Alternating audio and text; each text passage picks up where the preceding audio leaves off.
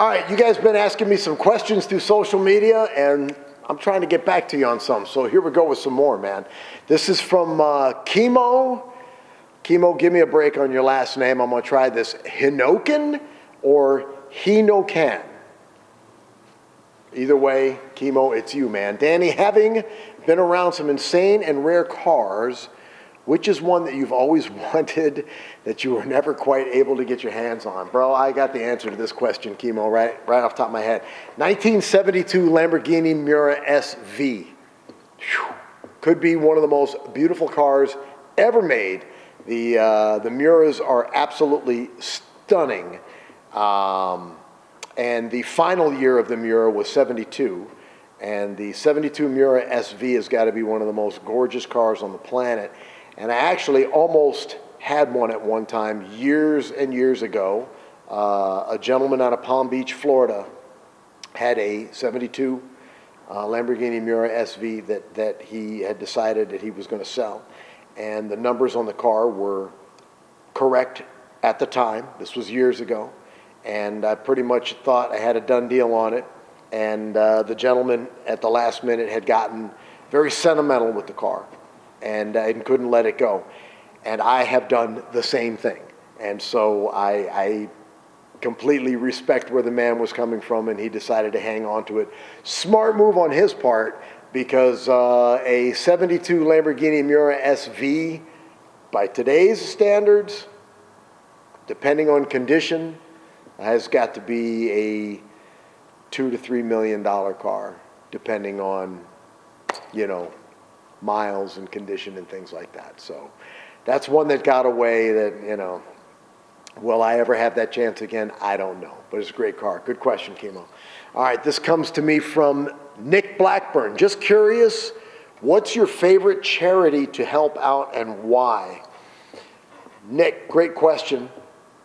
I get involved in a few different charities. I get involved with Wounded Warriors. It's an amazing thing when you think about our soldiers, our troops that lay it on the line so that we can do what we do every day. If it wasn't for them, we would not be able to do what we do. And so many of these fantastic soldiers come back and they've got needs. And a group like Wounded Warriors is just a wonderful organization. So they're a group of people that I firmly stand behind. I also stand behind Shriners Hospital. My father was a Shriner. His chapter was out of Ohio. And what the Shriners Hospitals do for these children and what they do for families that have children in needs that can't afford it, and these families, they get zero bills, man. Shriners Hospitals take care of them. That's a magnificent organization to get behind, as is St. Jude's is a wonderful organization to get behind. So, Nick, thank you very much for asking that question. I appreciate it, man. And for those of you out there, those are some good organizations to get involved in if you're looking. This comes to me from Clint Childress. As you own your own tattoo shop, do you see yourself adding new ink in the future? Clint, yes. I see myself adding new ink in the future. I have things to finish up. I've got stuff started all over the place, and I have things to finish up. And Clint, if you're a tattoo guy, and for those of you out there that are tattoo people, it is an addiction. So yeah, I got more ink to do, and I'll be adding to this, hopefully in the near future when I can get a little time. So thanks, Clint. I appreciate that. All right, this question comes to me from Desmond Dangermeyer. That's a great name, Desmond, by the way. What is your favorite car? From Daniel. Okay, this is from Daniel, age 11, from Lloydminster, Alberta. Okay, Daniel, my favorite car. It's tough, man. That's a hard question for a guy like me because I love all kinds of cars. I love anything from classics to muscle cars to street rods to exotic cars. So for me to narrow it down to one, it's almost impossible. I don't know that I have a favorite car, but if you're looking for an answer of one of my favorite cars, because I can probably get it down to the top 10, but I'm not going to feed you the whole top 10. But in that top 10, off the top of my head, one of my favorite cars that comes to mind would be a 1966 427 AC Cobra. I love the Shelby Cobras, the 66 427 SC version of the AC Cobra, and the SC stood for Street Competition. It's just an amazing car. So two-seat roadster, fender flared wide body, big block 427 side oiler, 4-speed top loader transmission, all aluminum bodied car, had the roll bar, had the side pipes, had the harnesses, all this type of stuff as per the Street Competition version.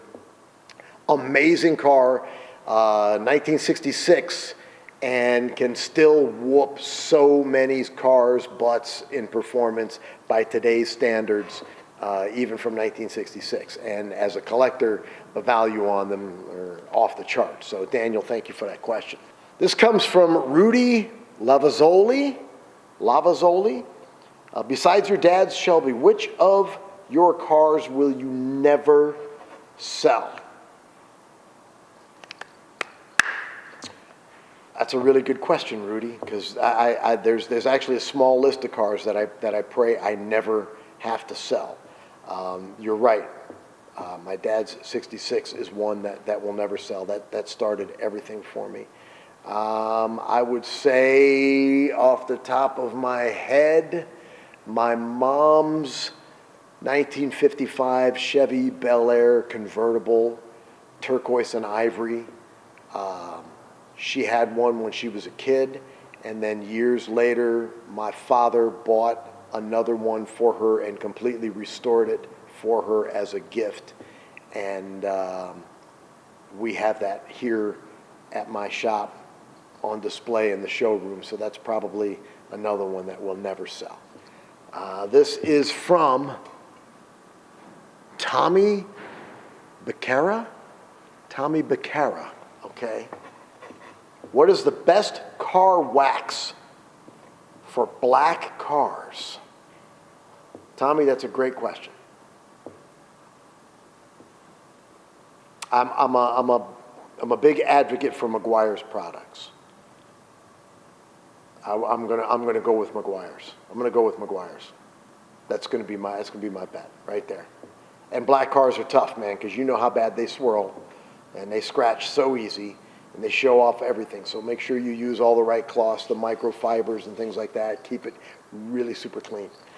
Let's move on here. Frankie Roman.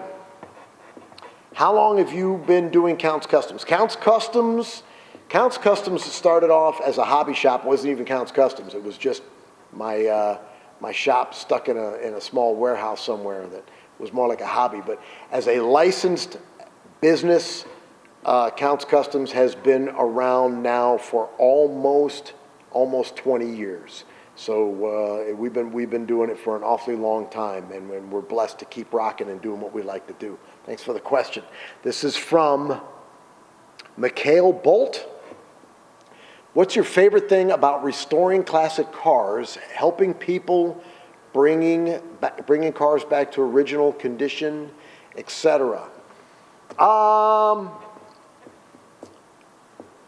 That's a good question, too.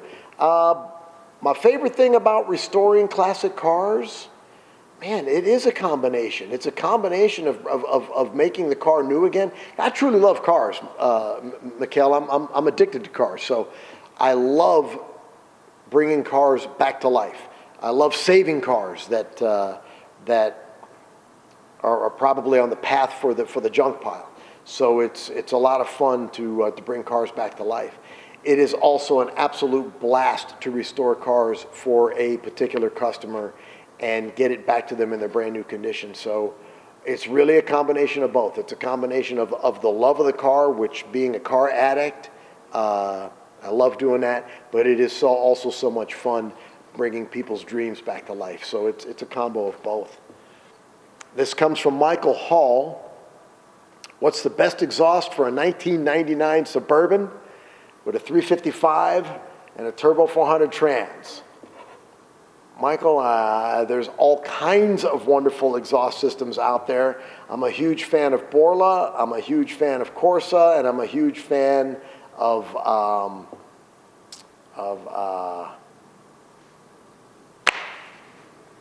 Billy, help me, what's the, Flowmaster. Flowmaster. You know what? For your 99 Suburban, 355 Turbo 400 Trans, go with some Flowmaster on it. That's what I think. This is from Frank Delgado. What age did Danny build his first bike or automobile? From the ground up, 17. 17 years old from the ground up. I was tinkering with motorcycles and tinkering with cars, man, since I was, 8. But the first ground up build, 17. This is from Melissa Noel. If you could rock with any musician, living or dead, who would it be and why? Melissa, it would be Elvis. It would be the king of rock and roll. Why? Because he's Elvis, Melissa. He's the king of rock and roll. I got a list of people that I would love to rock with, and that would include guys like Jim Morrison. It would include Led Zeppelin. It would include Michael Hutchins. It would include Freddie Mercury. But I think Elvis would be the number one. I mean, if you spend any time watching any stuff from Elvis, he was just the coolest, and he was the king of rock and roll. So I would say Elvis. This is from Danny McDonald. When did you fall in love with Corvettes, and which one's your favorite? Danny, good question. I've loved Corvettes since I was a kid. I'm going to say I fell in love with Corvettes back in the very early 70s. And a friend of mine, a guy that actually worked with my father, had a Ontario Orange 69 Corvette, and it was gorgeous, and I fell in love with that. And what would be my favorite Corvette? Whew, it's tough because I love them all, from the C1s, the C2s. Man, nothing like a 67 427 big block 4-speed tri-power side pipe knockoff wheels. Gorgeous car. Also nothing like a 69 big block. I'm a huge fan of all of those, but I'm also a huge fan of the, check out the Mako Shark Corvettes, especially the ones that Baldwin Motion did in the 70s. You'll dig those. They're cool.